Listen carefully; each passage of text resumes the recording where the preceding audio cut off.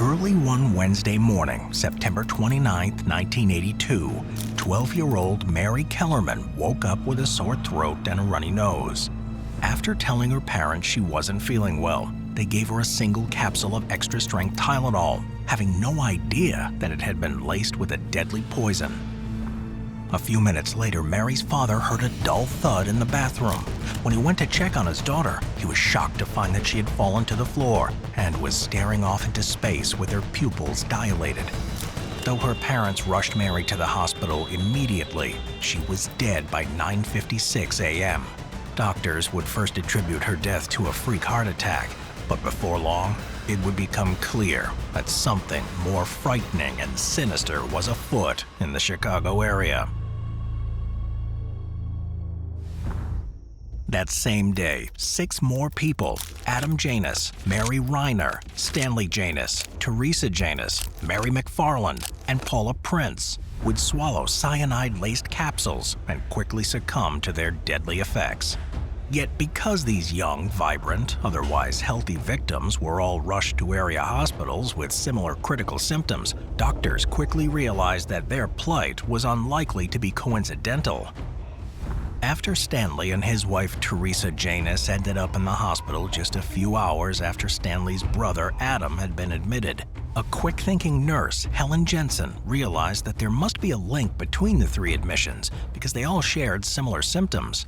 In her capacity as a public health official, she visited the Janus' residence that day and discovered a Tylenol bottle and receipt showing that it had been purchased that day at a local grocery. When she opened the bottle and counted the capsules, she realized that 6 were missing. Helen had a hunch that the Tylenol was the culprit, so she gave the bottle to investigator Nick Pichos, telling him that it might be related to the Janus' horrible symptoms of severe chest pain. Dr. Edmund Donahue, Deputy Chief Medical Examiner for Cook County, quickly put together that the harmless painkillers could have been tampered with. While speaking to Nick by phone, Ed asked him to smell the bottle. When Nick confirmed that he recognized an almost almond-like scent, Ed immediately asked a toxicologist, Michael Schaefer, to test the capsule for contaminants.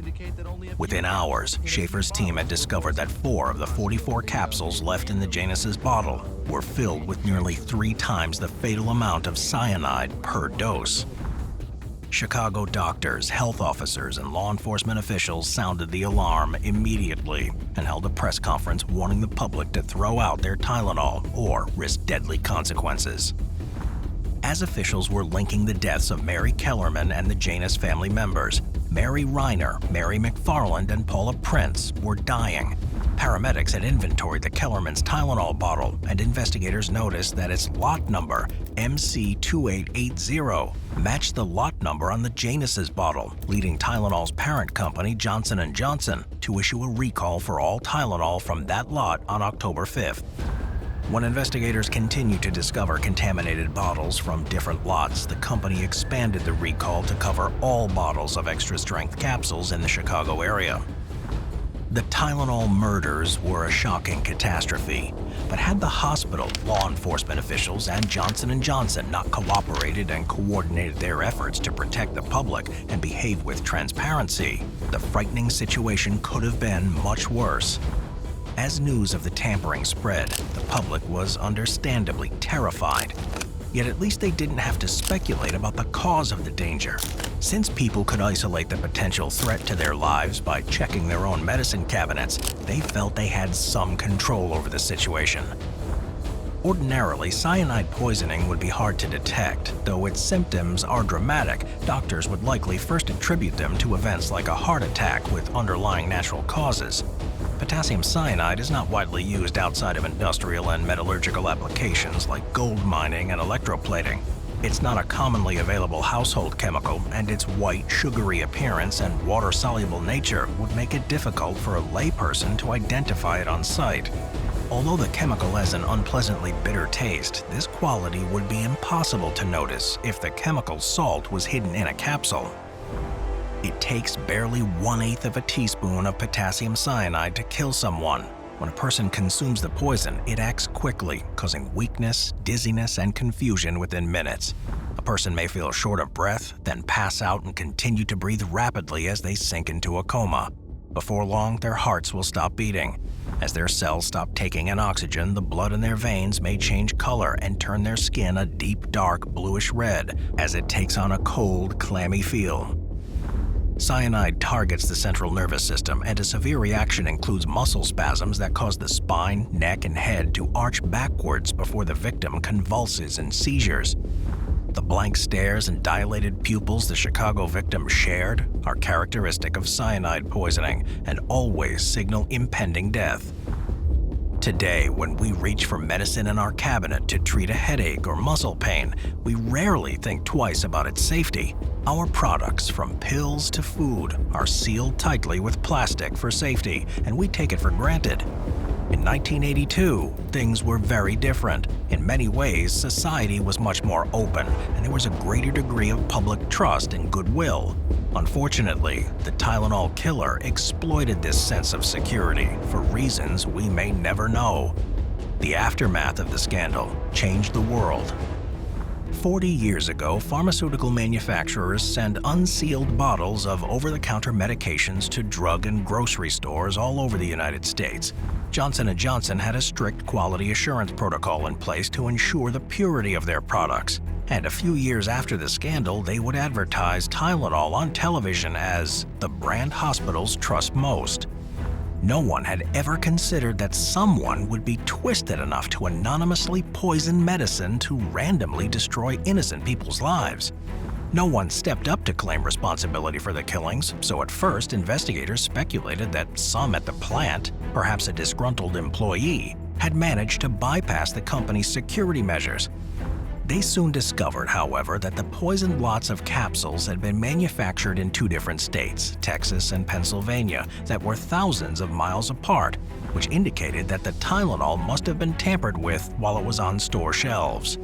Since in those days security camera coverage was less than ubiquitous, police theorized that the killer had somehow managed to take the bottles off the shelves without being discovered, before adding potassium cyanide to a few of the capsules in each bottle and then putting them back. Meanwhile, news of the Tylenol deaths caused a nationwide panic. NBC nightly news anchor Tom Brokaw led the news with the line, "The first to buy was the first to die," while on the CBS Evening News, Dan rather bluntly stated that investigators say they're searching for, quote, "a madman." Consumers in Florida were flushing away their Tylenol, and in every state, Tylenol products in capsule form were removed from store shelves. Suddenly, people began to question their safety. Despite conducting an internal investigation to ensure that no contamination could possibly have happened at the plant, Johnson & Johnson knew it had a public relations crisis on its hands, and they had to take action fast. At the time, Tylenol made up nearly a 20% market share of their business, and if the scandal permanently destroyed the reputation of their brand, the fallout could be catastrophic. Not only would consumers stop buying Tylenol painkillers, they might turn away from Johnson & Johnson altogether and ruin the company. Public relations executive Alan Hilberg, who was working for Johnson & Johnson at the time, realized that regaining the public's trust was paramount. Even though the deaths were limited to the city of Chicago, the company ended up recalling Tylenol products nationwide and stopped advertising them on television. They acted transparently and seemingly selflessly, prioritizing public safety over their potential losses, in a move that today seems uncommonly forthcoming and risky. The key to their winning strategy was yet to come. As executives discussed how they could prevent such a crisis from ever happening again, local law enforcement, the Chicago Tribune, and area television stations worked tirelessly to contain the public danger and restore calm. The city devoted millions of dollars and over 100 men to finding the killer. They posted signs and even drove through neighborhoods using bullhorns to tell residents that they must throw away their drugs. Yet, though the initial actions the city took did stop the deaths, the killer remained at large, and there were seemingly no credible leads on their identity or their whereabouts. Until a man named James Lewis sent an extortion letter to Johnson & Johnson, saying that the murders would stop if the company paid him $1 million ransom. Lewis did not, however, claim responsibility for the poisonings. Johnson & Johnson knew that even if the killer was identified and caught, they had exposed a vulnerability to their product, and the only way to protect the public in the future was to ensure their product was absolutely safe. Executives worked with packagers to create a new way to protect their products, and the tamper-proof seal was born. To show the public that they were taking every precaution to ensure their customers' safety, Johnson & Johnson revamped their packaging, placing several barriers between the drug and the outside world. They used cotton to separate the medicine from air, placed an impermeable aluminum seal over the mouth of the bottle, topped it with a child-proof cap, and shrink-wrapped the cap in marked plastic. Perhaps most crucially, they changed the form factor of the medication itself to a solid caplet. By doing away with the capsule, which anyone could easily open and fill with any dry, solid ingredient, they ensured there was no way that a person could buy and unknowingly consume a tainted product. The gambit worked astonishingly well. Johnson & Johnson managed to reclaim trust in its brand, preserve its status, and even gain a competitive advantage. It wasn't long before tamper-proof packaging would become commonplace for every kind of consumable product imaginable. Unfortunately, Chicago law enforcement were not having the same luck. Their killer was still at large. James Lewis was eventually apprehended in New York City and convicted of extortion. He spent 12 years in prison for that crime, but he denied actually tampering with the bottles, and there was no circumstantial evidence that linked him to the killings. Even today, the case is still open. Despite collecting fingerprints and trace DNA, Chicago authorities and the FBI have never been able to link the Tylenol poisonings to a particular suspect. Many investigators today believe that Lewis was actually the culprit all along and may have gotten away with the perfect crime. However, without concrete evidence, prosecutors had no way to pursue the case. It was no consolation to the families of the victims of the Tylenol murders when James Lewis died on July 9, 2023, at his home in Cambridge, Massachusetts, leaving the case unsolved. Although the case was never officially closed, most of the investigation pointed to Lewis as the only reasonable suspect, and there were no real alternatives on their radar.